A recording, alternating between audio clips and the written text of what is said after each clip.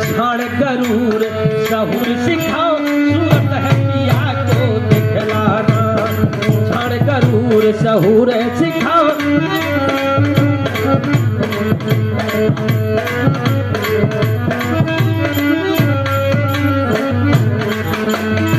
सदा गुजर नहीं हर ना होई बेशक है ससुरे जाना।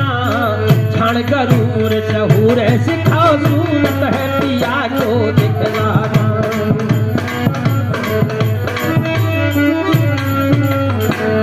सदा गुजर नहीं हर ना हो। इस संसार में, इस शरीर में और इस घरबार में हमेशा हमेशा के लिए कोई नहीं रहता है। एक दिन इस शरीर को, इस घर को, इस परिवार को छोड़ करके उस मालिक के धाम को जाना होगा, क्योंकि शरीर तो नाशमान है लेकिन इसमें रहने वाला वो तो अनाशमान है, उसका कभी नाश नहीं होता है।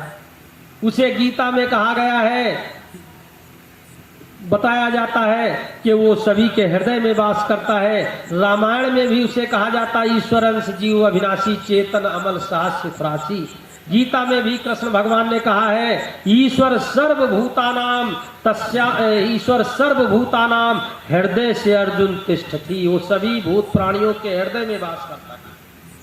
उसी को ऋग्वेद में कहा गया है सहस्र शीर्षा पुरुषा सहस्राक्षा सहस्रपात सा भूम्यम विश्वतो व्रत्वात् तिष्ठम दशांगुलम।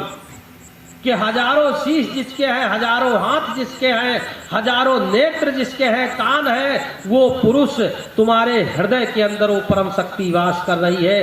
दशांगुलम 10 अंगुल ऊपर हृदय में वास करता है। हृदय के चिराकाश में वो शक्ति विराजमान है। उसे गीता में उसका उद्घाटन किया गया है सर्वता पाणिपादम तत् सर्वतोच्च शिरोमुखम सर्वता श्रत मल्लोके और सर्वमा व्रत तिष्ठत। वो सभी के हृदय में वास कर रहा है। तो जब सारे सदग्रंथ, सारी बातें इस पर एक मत है, सदगुरु कबीर साहब की साखी है कस्तूरी कुंडल बसे मृग ढूंढे बनमाए वो ऐसे घट घट ब्रह्म है दुनिया जानत। रामायण में भी इसे कहा जाता है व्यापक ये कि ब्रह्म अविनाशी अरे सतचेतन घने आनंद सतचेतन घने आनंद राशि। अस प्रभु हृदय छति अधिकारी अस प्रभु हृदय छति अधिकारी सकल जीव जग दीन दुखारी सकल जीव जग।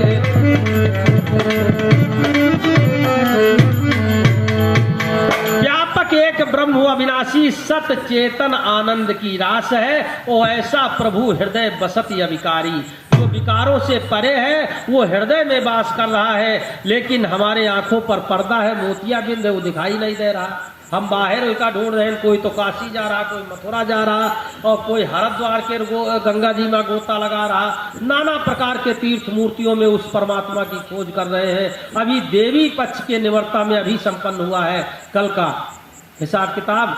तो सज्जनों उसमें भी उस परम शक्ति को देवियों के उसमें उपासना में खोजी जा रहे हैं। हम उसका विरोध नहीं करते हैं, लेकिन वो बसता तो हमारे अंदर है। ऋग्वेद वेद जो हमारे धर्म ग्रंथ है, हिंदू समाज का माना जाना, उसमें कहते हैं तुम्हारे घट के अंदर है। अथर्ववेद में कहा गया अष्टा चक्रा 9 द्वारा देवानाम पूरी अयोध्या। जो अयोध्या जो फैजाबाद के निकट बताई जाती है, वो अयोध्या शरीर बताया है। वेदों ने ऐसा कहा है, खोल करके वेद देख लीजिए। अथर्ववेद में ऐसा वर्णित है कि अष्टा चक्रा 9 द्वारा देवानाम पूरी अयोध्या। 8 चक्र 9 द्वारों वाली जो देवताओं की नगरी अयोध्या है, तो 8 चक्र 9 द्वारा ये तो शरीर में है। 8 चक्र 9 द्वारा देवानाम पूरी अयोध्या। वो तस्याम हृणः कोसा हिरण्य कहते हैं संस्कृत में, हिंदी में उसे सोने को। तो जो हिरण्य का खजाना सोने का है वो हमारे अंदर विराजमान। तस्याम हिरण्य कोसा, वो स्वर्गो ज्योतिषा वृता, जो प्रकाश से जगमगा रहा है, सोने का खजाना। उसी को स्वामी जी ने विनती में कहा है, भूत भ्रष्ट जहाँ कनिक समाना, सतगुरु घटका भेद बखाना। वो स्वर्ण रूपी जहाँ पर धन विराजमान है, यही सदगुरु का ज्ञान संसार में विदित है कि यही ज्ञान हमारे सदगुरु देते हैं। सदगुरु घटका ज्ञान भेद बखाना। तो ये अखंड ज्ञान को हम तभी पा सकते हैं कि जब सदगुरु की शरण में जाएंगे, वो सत्संग चयन करेंगे सज्जनों। इसलिए वो परमात्मा हमारे अंदर है, हम उसे बाहर ढूंढते फिरते हैं। और यहाँ तक कहा जाता है कि बालापन सब खेल गमायो, ज्वान भये तामे इतरायो, वो आएगी चिट्ठी तेरे गमन की, पिया जब भेजे परवाना।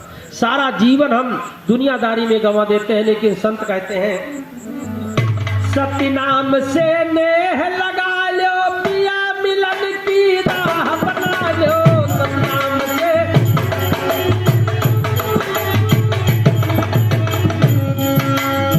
नेह लगा लो, पिया मिलन की राह बना लो।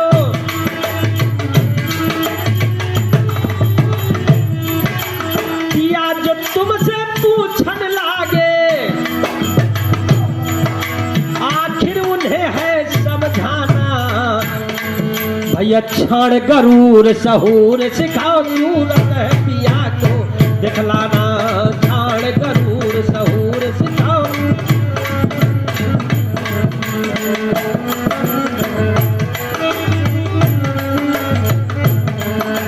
सदा गुजर नहीं हर ना होई, बेशक है ससुरे जाना।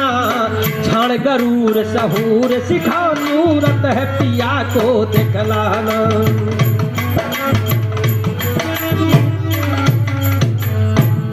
सत्य नाम से नेह लगा लो, पिया मिलन की राह बना लो। वो पिया जब तुमसे पूछन लागे तो आखिर उन्हें है समझाना। जब परमपिता परमात्मा से हमारा सामना पड़ेगा तो हम ये बता करके नहीं बच सकते हैं कि हमरे 4 लड़का है, 2 मेहरिया है या याक है, या हमरे 3 रियासत है, इतने मकान है, इतनी दुकानें हैं। ये सब बता करके वहां काम नहीं चलने वाला है। तो वहां यही समझाना हमारे संतों का कहना है कि सत्य नाम से नेह लगा लो। मालिक के नाम से यदि प्रेम किया गया तो सज्जनों हमारा मार्ग साफ है। वो जो मालिक के नाम से प्रेम नहीं किया गया तो मार्ग हमारा बंद है। अरब खरब लव संपदा, उदय अस्त लव राज, ओ भक्ति महात्म ना तुले ही सब कौने काज। जब नाम हृदय धरा भया पाप का नाश, वो जैसे चिनगी आग की परत पुरानी घाट। तो सावधान होने की जरूरत है कि सत्य नाम से नेह लगा लो, पिया मिलन की राह बना लो। वो पिया जब स्वर्गीय तौलेराम और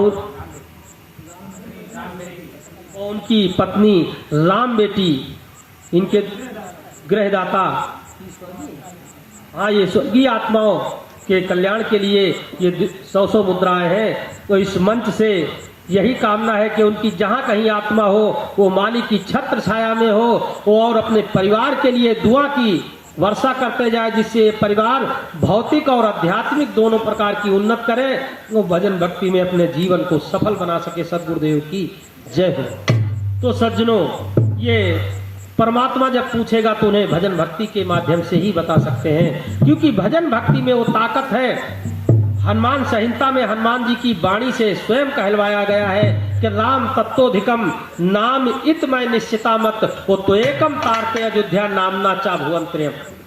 उन्होंने कहा है कि राम ने केवल अयोध्या वासियों को उपदेश दिया है, उन्हीं को सही सलाह दी है, लेकिन उनका नाम जो है वो तीनों लोगों को तारने के लिए एक बेड़ा है। तो वो केवल राम ही नाम नहीं है, वो कबीर साहब भी उसी नाम के का पावर रखते हैं। वो एक अविनाशी नाम है जिसको कबीर साहब ने कहा है कि जब नाम हृदय धरा भया पाप का नाश।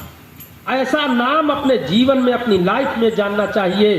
Good is luck in human life, ये मानव जीवन जो भाग से मिला है, ये भाग से तभी सफल होगा कि जब वो नाम हमारे अंतःकरण में होगा। इसलिए कहा जाता है पहिंद ओढ़ के मैली भचुनरिया कैसे जइहा पिया की नगरिया। पहिंद ओढ़ के पहिंद ओढ़ के मैली भचुनरिया कैसे जइहा पिया की नगरिया।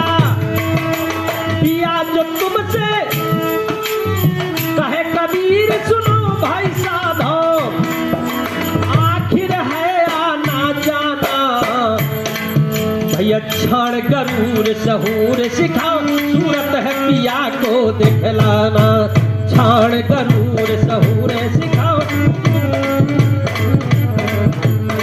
सदा गुजर हर ना होई बेसन है ससुरे जाना क्षण गरूर सहूर सिखाओ। सूरत है पिया को दिखलाना।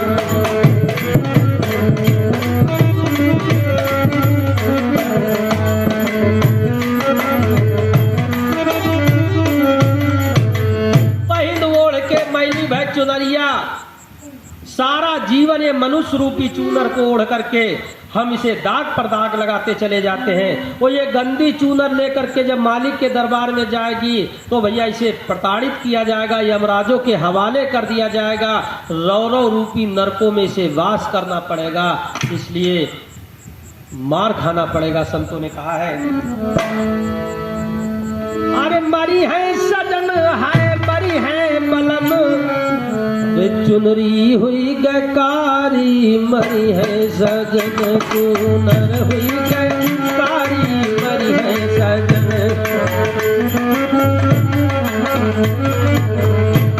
हाय मरी है सजन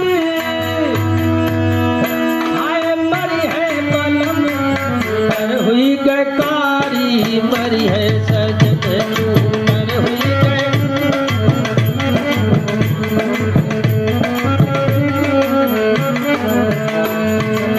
ससुरे से लायो धर्म की चुनरी, ससुरे से लायो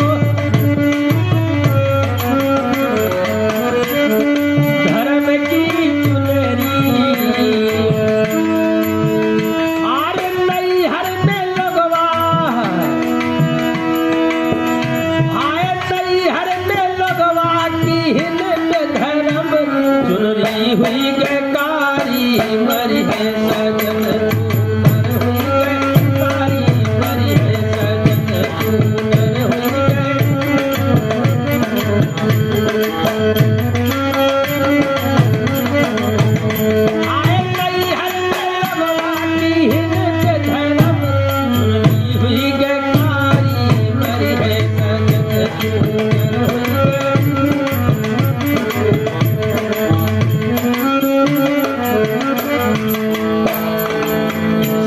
सुन पई है गवन नाले हैं सैया सुन पई है।